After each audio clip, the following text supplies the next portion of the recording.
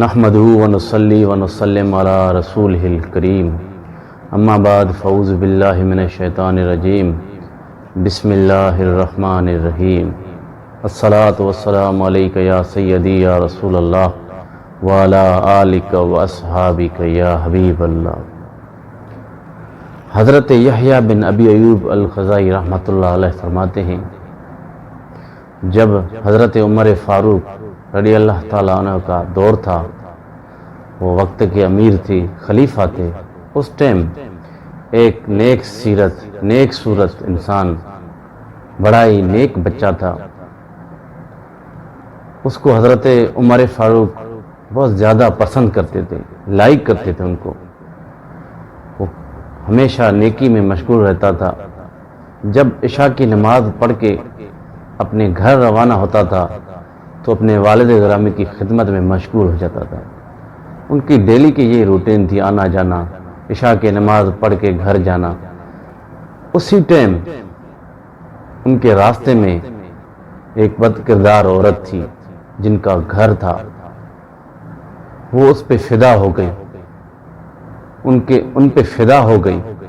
ہمیشہ اس کو دیکھتی تھی، جب وہ گزرتا تھا وہ بھی دل میں اللہ اللہ کر کے کراس کر جاتا تھا۔ ایک دن جب اس عورت نے اس نیک سیرت انسان کو روکا، اپنی باتوں میں ورگلایا، اپنی باتوں میں کنٹرول کر کے جب اس کو ورگلا کے اپنے گھر لے گئی، جیسے ہی وہ بندہ گھر پہنچا، وہ عورت گناہ کرنے پر آمادہ ہو گئی۔ اس کے دل میں خوف خدا جاگ گیا۔ جیسے ہی خوف خدا جاگ گیا تو اس نے یہی آیت پڑھی، ان الذین اتقوا اذا مسهم طائف من الشیطان تذکروا فاذا هم مبصرون۔ جب یہ آیت کریمہ اس نے پڑھی تو اسی ٹائم اس پہ بے ہوشی طاری ہو گئی، بے ہوش ہو گیا وہ خوف خدا میں۔ جیسے ہی اس عورت نے دیکھا کہ یہ تو بے ہوش ہو گیا ہے، وہ اپنی غلام، اپنی باندی، اپنی نوکرانی کو لے کر خود بھی اس کو اٹھا کر، دونوں نے اٹھا کر اس کے گھر کے دروازے کے باہر پھینک دیا۔ جب اس نے ان کے گھر کے دروازے پر باہر پھینک دیا تو رات دیر تک ان کے والد گرامی انتظار کرتے رہے کہ ابھی تک میرا بیٹا نہیں آیا، ابھی تک میرا بیٹا نہیں آیا۔ وہ ان کو ڈھونڈنے نکلے، جیسے نکلے تو ان کے دروازے پر گرا پڑا ملا۔ جب ان کو دیکھا تو وہ پریشان ہو گئے، گھر والوں کو بلایا، گھر والوں کو بلا کے اپنے گھر ان کو لے کے گیا۔ جیسے جیسے ان کو ہوش آیا، اس نے محبت بھری نگاہوں سے اپنے بیٹے سے سوال کیا، بیٹا خیریت تو ہے؟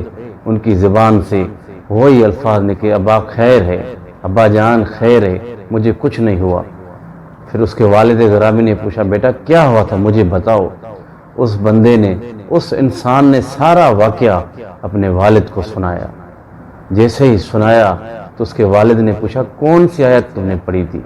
کون سی بیٹا آیت پڑھ کے تمہارے دل میں خوف خدا جا گیا جو بے ہوش ہو گیا تھا؟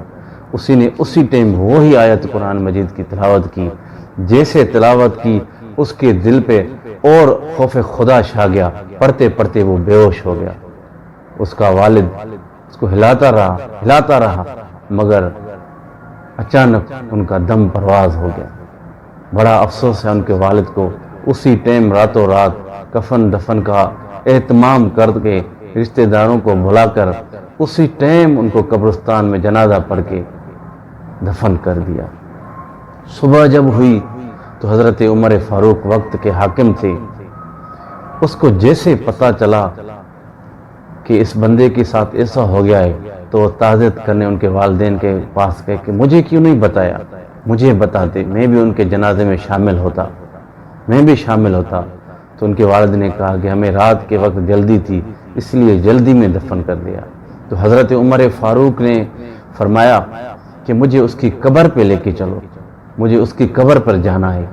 رشتہ داروں کے ہمراہ حضرت عمر فاروق جیسے ہی قبرستان میں داخل ہوئے، ان کی قبر پر جیسے پہنچے تو حضرت عمر فاروق نے فرمایا، جس کے دل میں خوف خدا کی وجہ سے گناہ سے وہ چھٹکارا حاصل کرے، گناہ اس کے نزدیک نہ آئے، اللہ تعالیٰ نے ان کے لیے 2 جنتوں کا اہتمام کیا ہے۔